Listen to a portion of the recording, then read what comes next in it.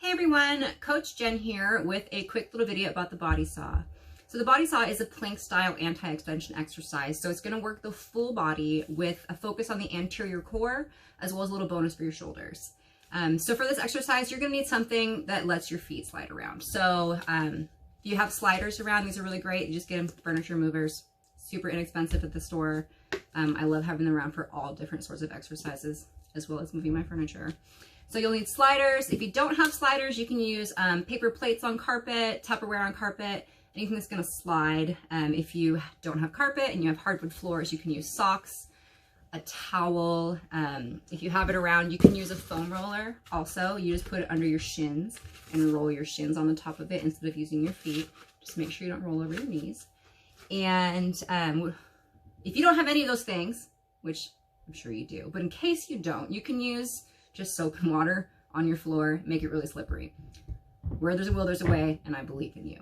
All right, so for the exercise, what we're gonna do is I'm just gonna go ahead and put the sliders kind of by my feet to start out with.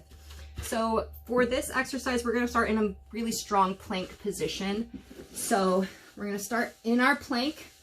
You're gonna really brace your core, roll your shoulder blades back and down, make sure your elbows are underneath your shoulders, suck those shoulders into their sockets, squeeze your glutes, engage your quads, push out through your heels, and push your forearms into the ground.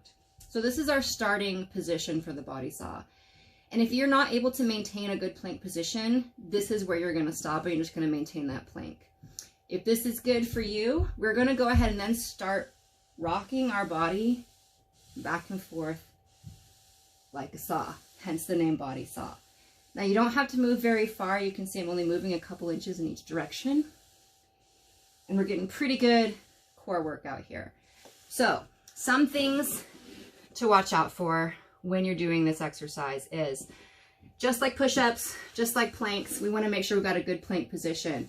So we want to make sure our butts aren't high up in the air. We want to also make sure they're not sagging. So this is not what we want. As far as shoulders go, something to look out for is we don't want to have rounded shoulders here. We don't want to have dipped down shoulders. So make sure that you're keeping those shoulder blades nice and engaged the entire exercise. So that's the basics of it. So we want to make sure that you've got good positioning, good plank. If you're unable to do the sliding motion, stay in the plank. If you're doing the sliding motion and you start to feel like a little bit of lower back pain, first thing to do, tighten your glutes up a little more because they may have relaxed a little bit. If that's not helping, go less distance. And if that's still irritating your lower back, we probably need to just move back down to a plank, or we can do a couple other regressions. So first regression is going to be to raise your upper body. So we can move to a stability ball if you have one around.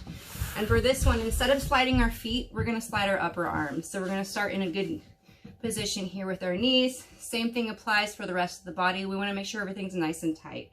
We're going to roll out and then come back in. So this is the first regression. If a regular body saw is uncomfortable for you, if you have a yoga ball or a stability ball, go ahead and use that. If you don't have that, you can put your forearms on a bench or a chair, your couch, something like that, just something to raise the upper body. And then, of course, if that's still too difficult, just do that plank. If you're not able to plank, we can move up to a high plank. So instead of elbows, you're going to be hands and knees, hands and feet, not hands and knees. Or you can go to knees if that's still difficult. If you need more regressions from that, just contact one of your coaches and we can help you out further from there.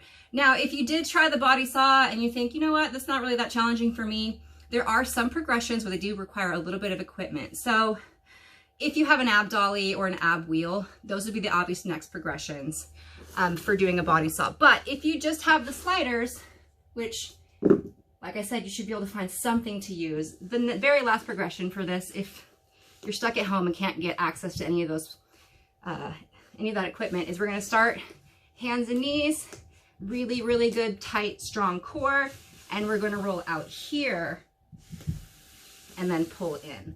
So it's similar to using an ab wheel, ab dolly, but you're using the sliders. It adds a lot more friction. So if you find that you've got sliders, need a little more friction, you can use some Pledge right on there on the bottom. Gets them a little bit more slippery.